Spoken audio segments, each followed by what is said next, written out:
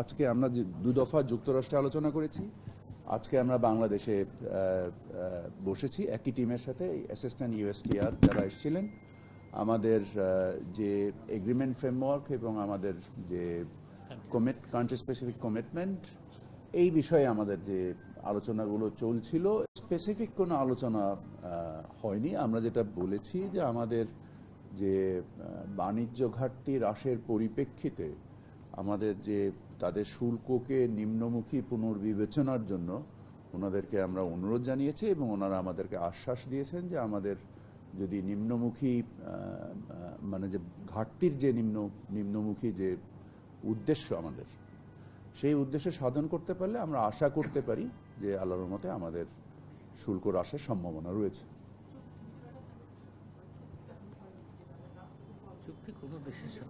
না, চুক্তি এখনো আমাদের সাথে হয়নি।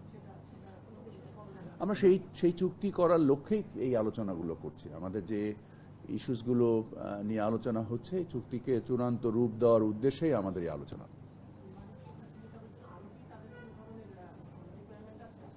না, আমরা যে প্রেক্ষাপটে যে পণ্য সম্ভার নিয়ে আলোচনাগুলো করেছি, সেই পণ্য সম্ভারের গুলোর অগ্রগতি পর্যালোচনা করেছি এবং এটাকে আর একটু আমাদের যে পারচেস কমিটমেন্টগুলো আছে, আপনারা জানেন যে আমাদের বিমান কেনার কমিটমেন্ট রয়েছে এবং আরও অন্য জিনিসের যেসব কমিটমেন্ট রয়েছে এবং তার অগ্রগতি আমরা পর্যালোচনা করেছি একসাথে বসে।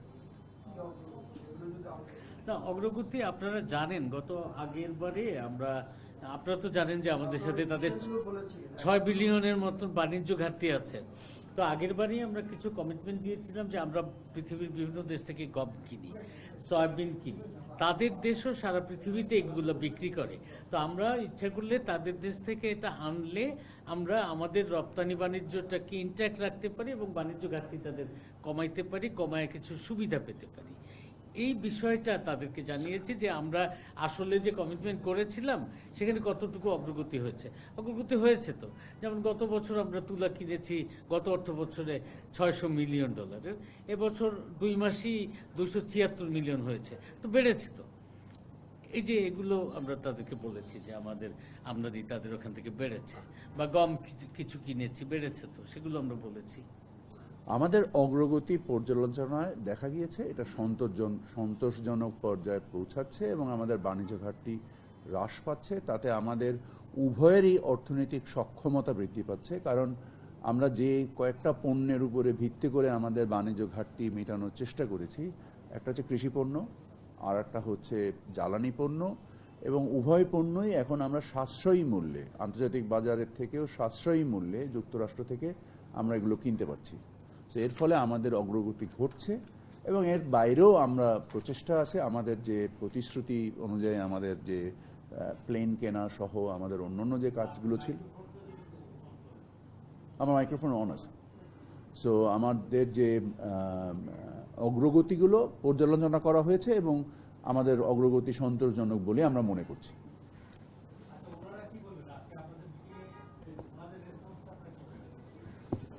সন্তোষজনক অগ্রগতি হচ্ছে আমাদের। আমরা আশা করছি যে আমরা যুক্তরাষ্ট্রের তুলোর উপরে নির্ভর করে আমরা যদি আমাদের পোশাক শিল্পে আমরা আরও একটু অতিরিক্ত সুবিধা আদায়ের চেষ্টা করছি, সেটাই আমাদের আজকের আলোচনার এটা অন্যতম একটা লক্ষ্য ছিল এবং আমরা আশা করছি যে সেক্ষেত্রে আমাদের অগ্রগতি আছে। আমাদের আজকের আলোচনার সামগ্রিক বিষয়টাই শুধু বাণিজ্য বিষয়ে কি ছিল।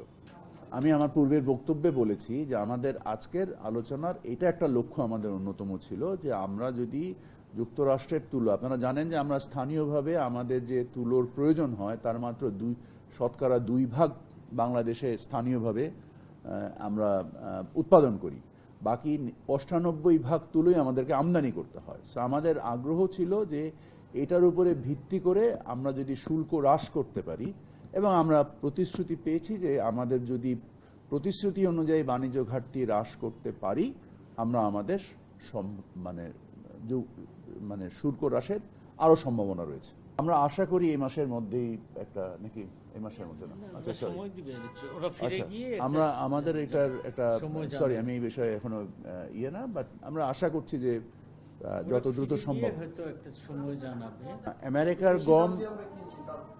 আমেরিকার গম এবং রাশিয়ার গমের তুলনামূলকভাবে গুণগত পার্থক্য রয়েছে, এবং রাশিয়ার গমের যে প্রোটিন কন্টেন্ট এবং আমেরিকার গমের প্রোটিন কন্টেন্ট মিনিমাম 10 থেকে 15 ভাগ বেশি। সো এই প্রোটিন কন্টেন্টের উপরে নির্ভর করে যেমন অস্ট্রেলিয়ার গম, কানাডার গম, আমেরিকার গম, আর্জেন্টিনার গম বা রাশিয়ার গম, এদের ভিন্ন ভিন্ন মূল্যস্তর রয়েছে। সো এটাকে জাস্ট সরল অতিরিক্ত মূল্য বলাটা সবসময় হয়তো বা সঙ্গত নয়। প্রথম কথা হচ্ছে, বেসরকারি পর্যায়ে কোনো পণ্যের দাম বেশি হলে বেসরকারি খাতকে তো সরকার বাধ্য করতে পারবে না এবং আমদানি ঘটবে না। সো এটাকে উপযোগী সহযোগী করার জন্য, এবং এই মুহূর্তে যুক্তরাষ্ট্রের কৃষিপণ্য তুলনামূলকভাবে কম দামেই পাওয়া যাচ্ছে। আপনারা হয়তো জানেন যে চীন যুক্তরাষ্ট্রের বিভিন্ন কৃষিপণ্যের উপরে শুল্ক আরোপ করেছে। এখানে চাহিদা সরবরাহের একটা ঘাটতি তৈরি হয়েছে। সো তার ফলে আমরা মানে আন্তর্জাতিক ইয়ের থেকে সস্তায় পণ্য কিনতে পারছি, এবং বেসরকারি খাত আমার জানা মতে গত 2 মাসের মধ্যে প্রায় 10 লক্ষ টনের কাছাকাছি সয়াবিন বীজ আমদানি করেছে, কারণ তারা এটাকে উপযুক্ত মূল্যে পাচ্ছে। এবং আমরা সবাই জানি যে যুক্তরাষ্ট্র থেকে যে তেল বীজটা পাওয়া যায় এটা গুণেও উন্নত এবং এটার তেলের পরিমাণও বেশি। সো ওর মাধ্যম দিয়েও মূল্য আপাত দৃষ্টিতে মূল্য বেশি পড়লেও আলটিমেটলি সস্তা পড়ে। যেমন এই যে গমের কথা বলছেন যে $270 বা $310, এটা আপাত দৃষ্টিতে বেশি পড়লেও ওইটার বিক্রয় মূল্য আবার বেশি না। আমি পূর্বেই আপনাকে ব্যাখ্যা করেছি, এটা নির্ভর করবে আমাদের বাণিজ্য ঘাটতির হ্রাসের পরিমাণের সাথে সংশ্লিষ্ট। আমি কথাটা প্রায় 3 বার বললাম আপনাদেরকে। সো এটা as simple as that. So it is indexed against the reduction of trade deficit. না, আমরা প্ল্যান দেইনি, কারণ বোয়িং বা এয়ারবাস, আপনি যে প্লেন কোম্পানির কথাই বলেন, তাদের ডেলিভারি শিডিউল এখন খুবই লম্বা। আপনি 2 কোম্পানির কাছেই 2032 সালের না 31 সাল, সম্ভবত 31 কি 32 সালের আগে কোনো প্লেনই 2 কোম্পানির এক কোম্পানিও ডেলিভারি করতে হবে না, এবং প্রতি বছরই তারা নির্দিষ্ট সংখ্যক প্লেনের অতিরিক্ত ডেলিভারি করতে পারবে না। সো এটা একটা দীর্ঘমেয়াদী প্রকিউরমেন্ট পরিকল্পনা। এটা জাস্ট আমি আজকে পারচেজ অর্ডার দিলাম, সামনের বছর পেয়ে যাব না, এরকম কোনো ঘটনা ঘটবে না। এটা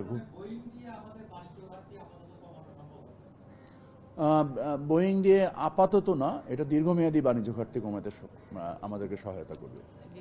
বোয়িং তো এগ্রিমেন্ট হলেই তারা খুশি। সরি, আমি আপনার প্রশ্ন শুনতে পাইনি।